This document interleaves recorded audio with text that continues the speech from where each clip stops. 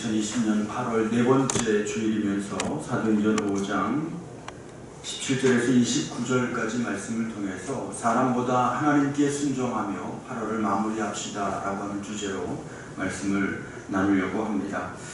8월을 준비하면서 7월 마지막 주간에 8월부터는 다시 일어나는 성도와 교회가 되면 좋겠다는 마음으로 기도하면서 8월의 말씀을 준비하면서 첫 번째 주에는 기도로 8월을 시작합시다. 두 번째 주에는 하나님이 주시는 꿈으로 8월을 시작합시다.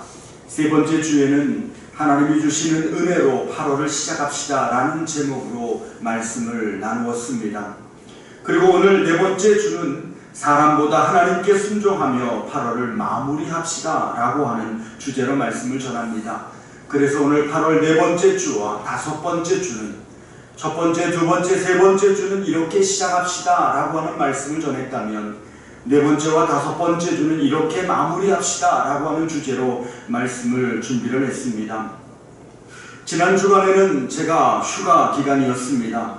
사실 이번 휴가는 오래전부터 준비한 시간을 보내려고 했습니다. 그러나 코로나19가 크게 확산이 되고 정부는 교회 예배에 대해서 강력한 제재 조치를 취한다는 발표를 하는 과정에서 준비한 휴가를 보낼 수가 없었습니다. 그래서 많은 영적 고민을 가지고 8월에 전한 말씀을 다시 묵상하며 하나님의 뜻을 묻는 시간을 가질 수밖에 없었습니다. 그런 과정에서 정말 하나님은 계획이 있으시고 우리보다 한 발 앞서 준비하고 계신다는 것을 깨닫게 됩니다. 왜 하나님은 8월에 전하는 말씀의 주제를 기도, 꿈, 그리고 은혜라는 주제를 우리에게 말씀해 주셨을까? 사람보다 하나님께 순종하며 8월을 마무리합시다라는 이번 주의 말씀의 제목을 주신 하나님의 섭리를 돌아보게 되었습니다. 정말 지금까지 단 한 번도 경험해보지 못한 일들이 이 세상뿐만 아니라 교회에도 일어나고 있습니다.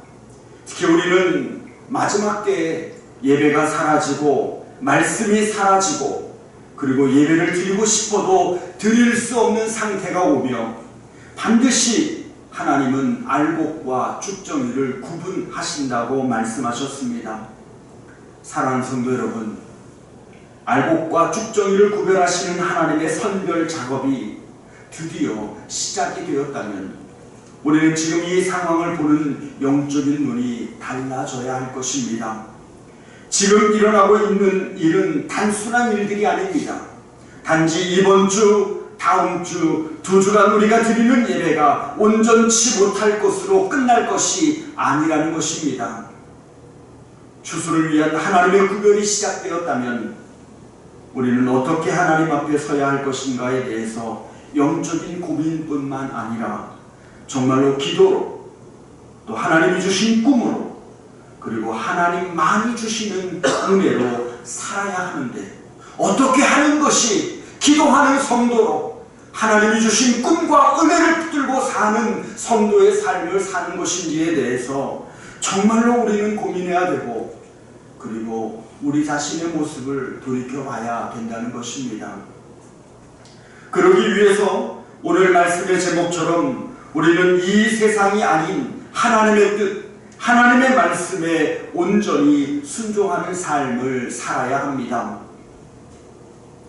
오늘 우리가 읽은 본문 말씀은 초대교회가 어떻게 시작이 되며 그 속에서 하나님이 어떻게 역사하시는가에 대해서 말씀하고 있는 장면입니다. 특히 교회는 여러 가지 시련과 어려움을 잘 이기고 이제 파죽지세와 같은 모습으로 성장해가고 있는 상황이었습니다. 믿는 자의 수가 많아지고 병든 자와 귀신 들린 자들이 일어나는 놀라운 역사가 교회 위에 임하기 시작했습니다. 또한 예수를 믿는 사람들은 다 변화하기 시작했으며 그 변화를 통해 참된 그리스도인이 되어 세상 사람들이 교회와 성도들을 칭찬했습니다. 성도들은 하나님의 말씀에 온전히 순종하며 헌신하고 하나님께서는 그들에게 놀라운 은혜를 부어주기 시작했습니다. 그런데 이런 상황을 곱지 않게 바라보는 시선이 있었습니다. 제사장들과 사두개인들을 중심으로 당시의 종교계를 잡고 있던 사람들에게 사도들과 교회는 가시와 같은 존재였습니다. 본문 17절 말씀을 보면 당시 종교 지도자들은 예루살렘 교회에서 일어나는 이 놀라운 성령의 역사를 시기하고 있었다는 사실을 증명해주고 있습니다. 그래서 그들은 사도들을 잡아 가두었고 드디어 교회에 큰 핍박이 시작이 되었습니다. 복음을 전하며 하나님의 뜻에 순종했으니 모든 일에 승승장구 탄탄대로만 이어질 것 같았는데 그렇지 않았습니다. 복음을 전한 결과가 핍박으로 일어나 교회는 큰 위기를 만나게 된 것입니다. 우리가 믿음을 가지고 이 세상을 살아갈 때 항상 기억해야 할 것이 있습니다. 이 세상에는 하나님과 하나님의 신실한 백성들 뿐만 아니라 사탄과 그 사탄에 동조하는 악한 사람들도 함께 살아가고 있다는 것입니다. 바로 이 사탄과 악한 사람들이 이 세상을 사단의 뜻대로 움직이며 그렇게 만들어가고 있는 세상 속에 우리가 살아가고 있는 것입니다.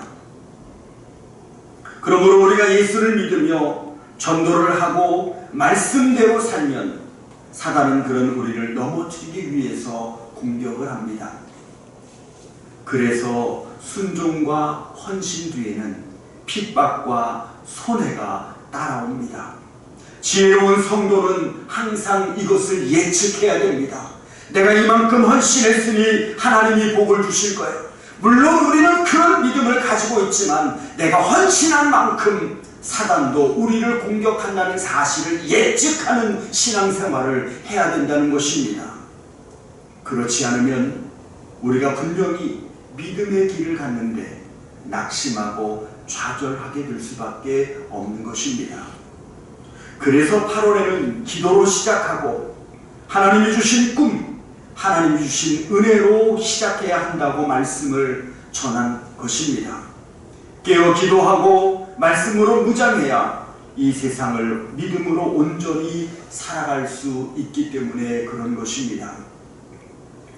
지금 예루살렘 교회는 아나니아와 삽비라라는 파도를 넘어 놀라운 성장을 이루어가고 있었습니다. 그런데 이번에는 교회 안에서 일어나는 파도가 아니라 교회 밖에서 일어나는 파도를 만나게 되었습니다. 사도들이 다 잡혀간 것입니다. 교회에 큰 위기가 찾아왔습니다. 이번에 코로나19로 인해서 교회가 대면하는 예배를 드리면 1인당 300만 원씩 벌금을 부과한다는 말을 합니다. 정부가 원하는 그 원칙대로 하지 않으면 고발을 조치하고 그리고 우리의 예배가 드릴 수 없도록 행정명령을 내리고 예배당 문을 아예 폐쇄시키겠다고 으름장을 놉니다. 이럴 때 어떻게 해야 될 것인가에 대한 고민을 하지 않을 수가 없습니다. 이렇게 예루살렘 교회도 문이 닫히고 초대교회 복음은 이렇게 멈추게 되는 것은 아닐까 생각할 정도로 굉장히 큰 위기가 찾아왔습니다.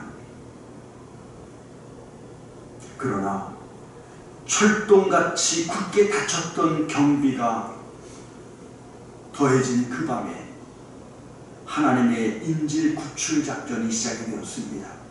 19절에 보면 주의 사자가 밤에 옥문을 열고 사도들을 끌어냈다고 말씀하고 있는데 23절에 보면은요, 실제로 하나님은 옥문을 열고 사도들을 끌고 나간 것이 아니라 옥문을 지키고 있는 모든 군사들도 그대로 있었고 옥문도 그대로 닫혀 있었습니다.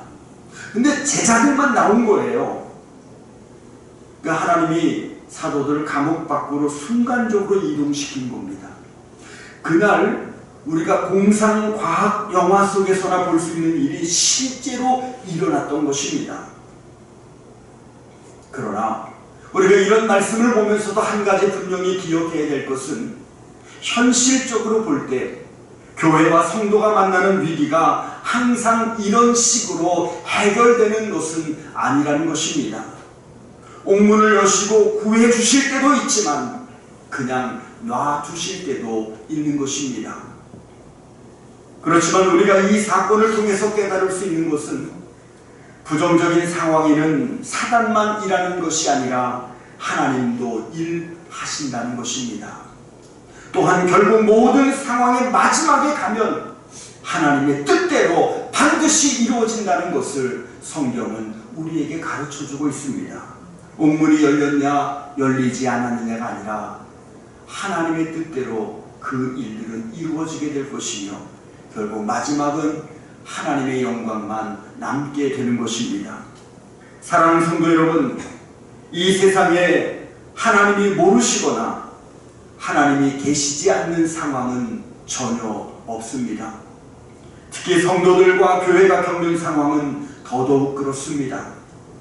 겉으로 보이는 모습과는 상관없이 하나님께서는 모든 상황에 개입해 계시며 그 모든 상황 속에서 주도권을 행사하고 계십니다. 그래서 우리는 눈에 보이는 현실만 봐서는 안 됩니다. 믿음의 눈을 열어 현실을 주도하고 계신 하나님을 볼 수 있어야 합니다. 이 세상에서 일어나는 모든 일들은 반드시 사단의 개입이 들어있습니다. 그냥 일어나는 일이 없습니다. 그런데 놀라운 것은 아무리 사단이 행하는 일이라고 해도 결국 하나님은 그런 일까지 믿음의 자녀들에게는 합력하여 선을 이루도록 이끌어 내신다는 것입니다. 문제는 하나님이 이루실 그 역사를 믿고 기다리는, 끝까지 믿고 기다리는 믿음이 우리에게 너무나 약하다 보니 사단이 놓은 장애물 앞에서 불신앙을 선택하고 사단을 쫓아가 버릴 때가 너무나 많이 있다는 겁니다. 곰곰이 생각해보면 우리 역시도 믿음으로 출발했다가 불신앙으로 꺼져버릴 때가 얼마나 많이 있습니까? 하나님의 뜻인 줄 믿고 가는데 나중에는 이 믿음에 온전치 못해서 오히려 내 안에 더 큰 갈등이 일어날 때가 얼마나 많이 있습니까? 그런데 성도는 반드시, 하나님은 반드시 이루실 것이다 라고 하는 이 믿음 안에서 끝까지 가는 믿음을 붙잡아야만 합니다. 그렇지 않으면 반드시 후회하는 일이 생길 수밖에 없는 것입니다. 암살이라는 영화가 있습니다. 우리나라 영화인데 이정재라는 배우가 주연으로 나오지요. 이정재라는 배우가 독립군으로 나오는데 그만 이 사람이 독립군으로 일하다가 중간에 변질을 해서 독립군들을 잡는 앞잡이가 됩니다. 나중에는 그가 독립군에 의해서 죽게 되는데 이제 이 나라가 이제 해방을 이루고 그러는 과정 속에서 결국은 함께 일했던 독립군들에게 잡혀서 그가 죽게 됩니다. 그때 그를 죽이기 전에 이런 질문을 하죠. 너 왜 배신을 했느냐? 너 왜 배신을 했느냐? 이 질문 앞에서 이정재가 이렇게 대답을 합니다. 그때는 대한민국이 이렇게 독립할 줄 몰랐다는 거예요. 내가 열심히 독립운동을 하고 있었는데 아무리 생각해봐도 일본을 우리가 이겨서 일본을 통해서 독립된 나라가 회복될 것 같은 생각이 조금도 들지 않더라는 거예요. 결국 독립은 안 되고 그렇다면 독립운동을 하는 나만 손해는 보는 것이니 나는 일본의 앞잡이가 되어 잘 먹고 잘 살아야겠다는 선택을 했다는 것입니다. 그 사람의 생각대로 절대로 일어나지 않을 것 같은 대한민국의 독립이 일어났습니다. 그리고 그 사람은 독립군에 의해서 죽게 됩니다. 사랑하는 성도 여러분, 어쩌면 이것이 우리의 신앙의 모습은 아니었는지 생각해 봐야 됩니다. 하나님을 믿고는 있지만 이것만은 절대로 이루어지지 않을 거야. 내가 이렇게 살면 나만 손해보는 거야. 이런 모습을 가지고 적당히 세상과 타협하며 사단이 이룰 세상 가운데 또 한 발을 내딛고 가고 있지는 않는지 생각해 봐야 됩니다. 사랑하는 성도 여러분, 우리가 이 세상을 살면서 하나님의 약속이 절대로 안 이루어질 것 같은 두려움을 가지고 신앙생활을 하고 있습니다. 예수님이 오신다고 하는데 지금 대부분의 성도들은 재림의 주님을 기다리지 않습니다. 그분이 오시는 것을 기다리기보다는 이 세상에서 잘 먹고 잘 사는 것이 훨씬 더 중요해졌습니다.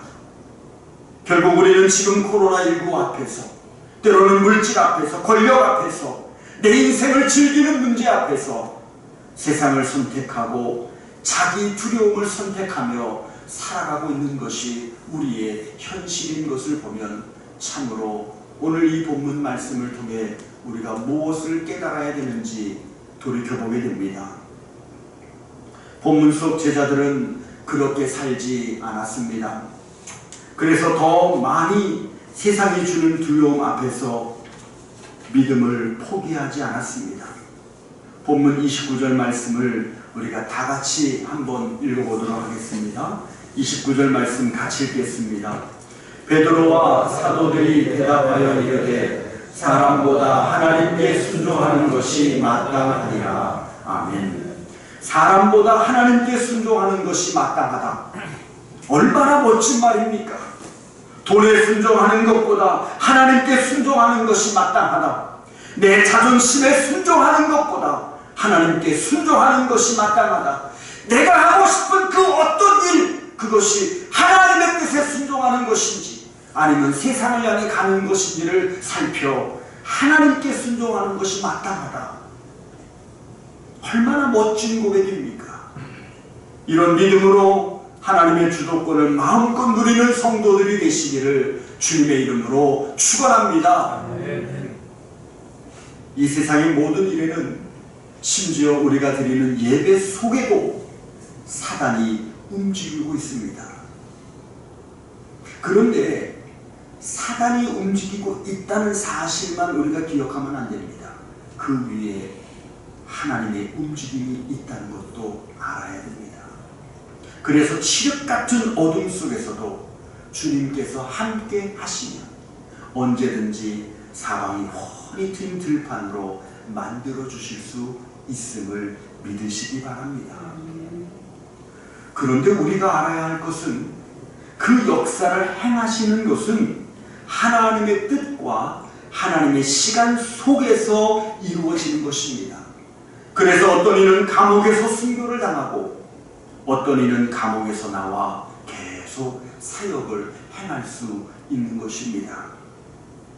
우리가 만나는 모든 상황은 하나님의 손 안에 있으며 그분의 선하신 뜻대로 역사는 움직입니다. 항상 이 믿음에서 흔들리지 않는 성도들이 되시기를 바랍니다. 본문 20절 말씀에 보면은요, 사도들을 구출해내신 하나님이 천사들을 통해서 제자들에게 이렇게 명령합니다. 가서 성전에 서서 이 생명의 말씀을 다 백성에게 말하라. 저는 이 말씀 속에서 하나님의 마음을 봅니다. 지금 막 감옥에서 나왔는데 숨 돌릴 틈도 주지 않으시고 가서 전하라는 것입니다. 하나님은 사도들을 다른 곳이 아니라 성전으로 돌려보내셨어요. 그리고 성전에서 이 생명의 말씀을 전하라고 하셨습니다. 그동안 수없이 많은 말이 성전에서 흘러나왔지만 수백 년 동안 그 성전에서는 사람을 살리는 말이 아닌 사람을 죽이는 말만 흘러나왔습니다. 그동안 성전을 찾아오는 사람들에게 참 기쁨과 자유를 주지 못했습니다. 하나님은 그들에게 참 생명의 복음을 전하기로 작정하셨습니다. 생명을 주지 못하는 무의미한 사람들의 말을 복음으로 쫓아내시기로 작정하셨습니다. 그 일이 너무나 급하셔서 하나님은 사도들을 감옥에서 꺼내자마자 그들이 잡힌 그 성전으로 되돌려 보내셨습니다. 그래서 오늘 본문에 보면은요, 그들이 새벽에 복음을 전했어요. 새벽에 하나님이 꺼내자마자 즉시로 성전을 보냈기 때문에 그들은 새벽부터 가서 이 복음을 전할 수밖에 없었습니다. 지금 하나님께서 우리 주님의 교회를 어떤 마음으로 바라보실까? 교회 안에 하나님의 말씀이 아닌 인간의 말, 인간의 생각으로만 가득 차 있지 않는지 우리는 돌아봐야 합니다.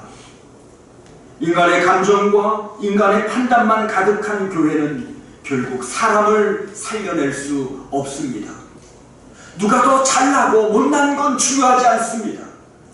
누가 더 많이 봉사하고 덜 봉사하는 건 중요하지 않습니다.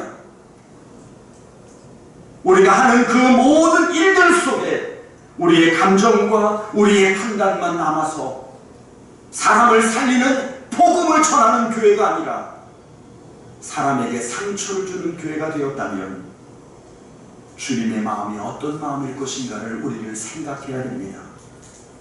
사람에게 참 생명을 주지 못하는 말과 복음과는 상관없는 말로 가득 차 있다면 주님이 우리 교회를 보시며 얼마나 슬퍼하시겠습니까?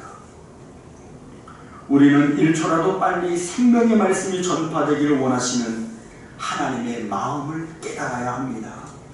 하나님께서 하나님의 백성들에게 들려주고 싶은 것은 오직 이 생명의 말씀뿐입니다.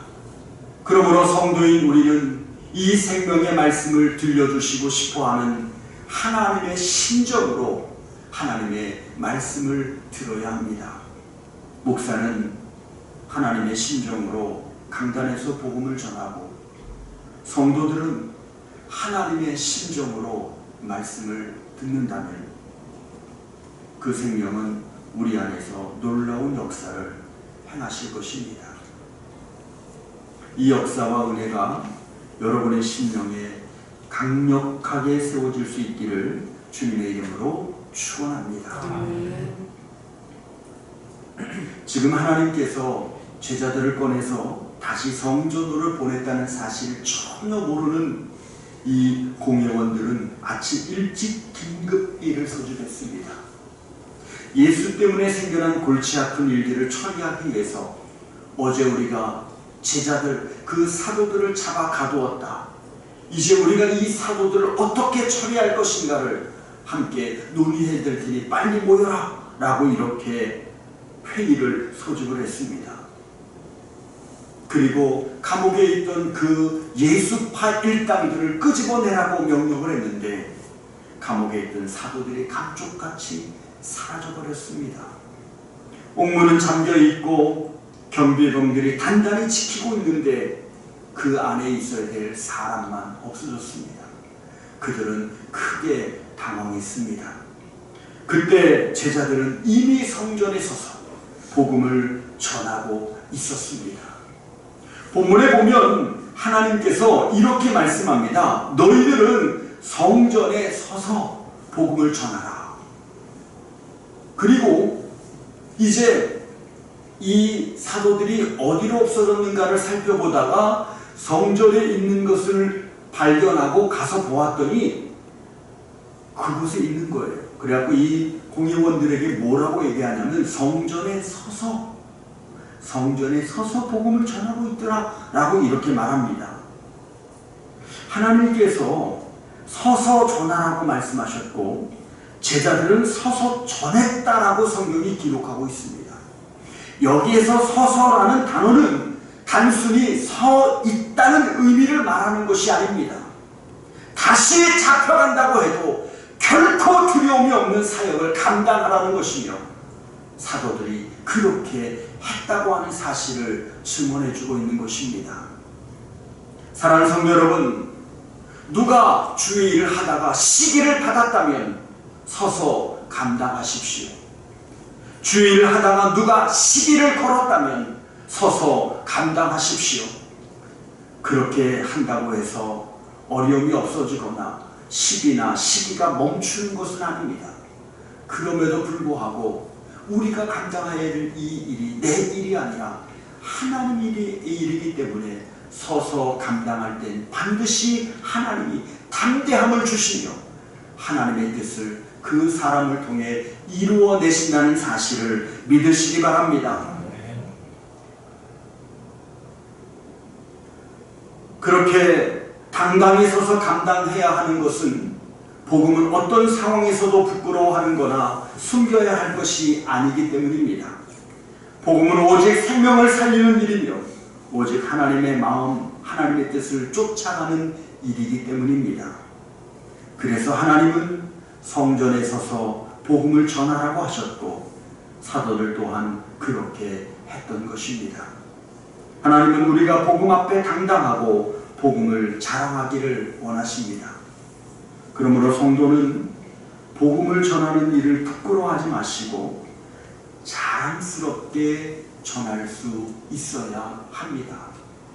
목회를 하면서 하나님께서 온전히 순종하는 성도들을 보면 정말 멋지다는 생각을 합니다. 그들은 자신들을 위해서 일하시는 하나님을 경험하는 특권을 누립니다. 정말 이런 성도들을 보면요 정말로 멋집니다. 하나님이 날 위해서 일하고 계시는구나 라는 것을 자신의 삶의 현장에서 그 믿음의 현장에서 경험하고 찬송하는 성도들을 보면 정말로 흥분이 되고 그 기쁨을 제 마음속에도 감출 수가 없습니다. 그런 성도는 언제나 자신의 편에 서 계신 전능하신 하나님을 신뢰할 수 있게 됩니다.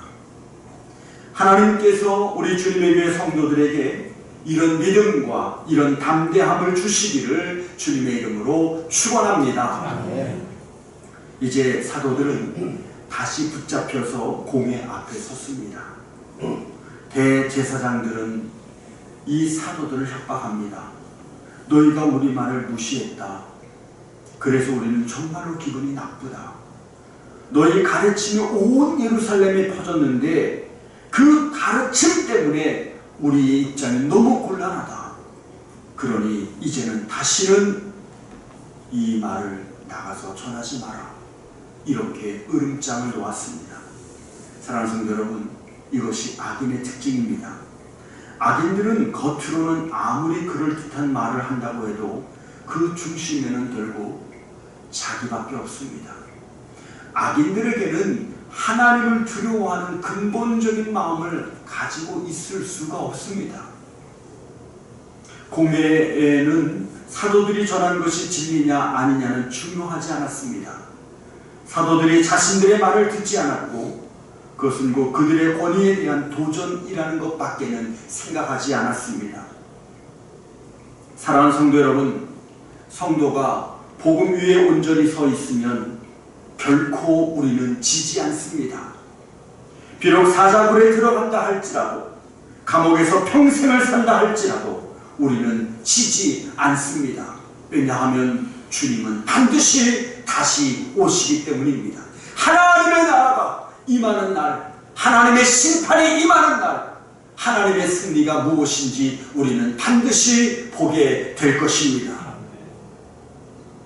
이제는 결코 지지 않는다는 사실을 완전히 알아버린 제자들이 그 공회원들에게 이렇게 말합니다. 사람보다 하나님께 순종하는 것이 마땅하다. 사람보다 하나님의 말씀에 순종하는 것이 마땅하다. 이 말은요, 하나님의 승리를 온전히 알아버린 성도만 할 수 있는 말이에요. 20년, 30년 교회 다녔다고 해서 사람보다 하나님께 순종하는 것이 마땅하다라고 하는 이 고백을 할 수 있는 것이 아닙니다. 이것이 자신을 위해서 사는 사람과 하나님을 위해서 사는 사람, 사람 앞에서 살아가는 사람과 하나님 앞에서 살아가는 사람의 차이인 것입니다. 자신을 중심으로 사는 사람은 자기 자신이 가장 중요합니다. 그래서 자기 생각에 매달려서 전전긍긍하며 살아갑니다. 자기 생각대로 되지 않으면 화가 납니다. 그것이 하나님의 영광을 위한 것인지는 중요하지 않습니다. 저는 목회를 하면서 이런 상황이 너무 슬픕니다. 물론 목사도 이런 태도를 갖고 목회를 하고 설교를 전하는 것은 더 무섭고 슬픈 일이지만 성도들도 이런 태도를 갖고 신앙생활을 하는 분들도 너무 많이 있습니다. 내가 하나님 앞에 예배드리러 와놓고는 자기 기분이 나쁘다고 그날 그 예배의 공동체를 참으로 슬픈 공동체로 만들 경우들이 얼마나 많이 있는지 모릅니다. 목사든 성도든 우리는 다 사람입니다. 그렇기 때문에 우리는 내가 어떤 생각을 하든 어떤 말을 하든지 간에 이것이 하나님의 영광을 위한 것인지 아닌지를 먼저 생각할 수 있어야 됩니다. 사도들은 알았습니다. 이제 우리는 어떤 경우에도 결코 지지 않을 것이다. 하나님의 승리가 무엇인지 그들은 맛보았기 때문에 사람보다 하나님께 순종하는 것이 마땅하다라고 이렇게 선포하고 있습니다.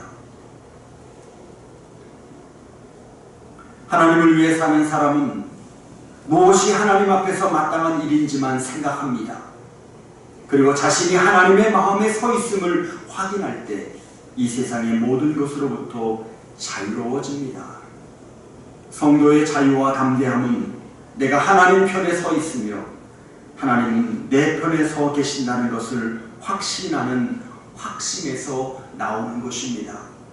때로 우리가 하나님께 순종하고 헌신하는데 넘을 수 없는 커다란 장애물을 만날 수 있습니다.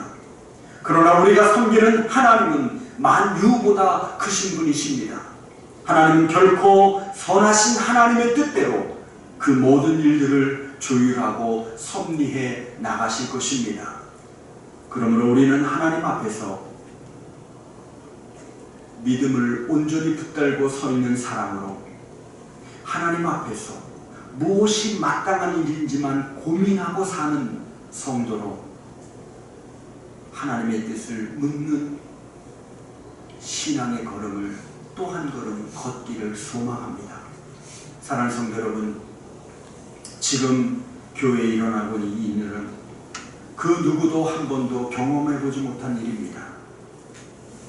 우리에게 이런 일이 일어날 것이라고는 상상조차 하지 못했습니다. 그런데 우리는 지금 그런 현실 속에 살아가고 있습니다. 이럴 때 나에게 하나님은 어떤 분인가를 생각하며 내가 하나님 앞에 어떻게 깨어 있어야 될 것인가를 다시 한번 돌이켜보면서 아멘, 주 예수여 오시옵소서. 주님의 오심을 기다리며 주님의 오시는 그날 이 세상의 모든 악한 것들을 하나님께서 반드시 심판하실 그것을 기억하며 하나님은 지지 않습니다. 하나님의 자녀인 나도 지지 않습니다. 우리가 믿음으로 바로 서서 하나님 앞에 참된 성도로서의 가치를 지켜갈 수 있는 그런 아름다운 주님의 교회 성도들이 되시기를 주님의 이름으로 축원합니다. 기도드리겠습니다.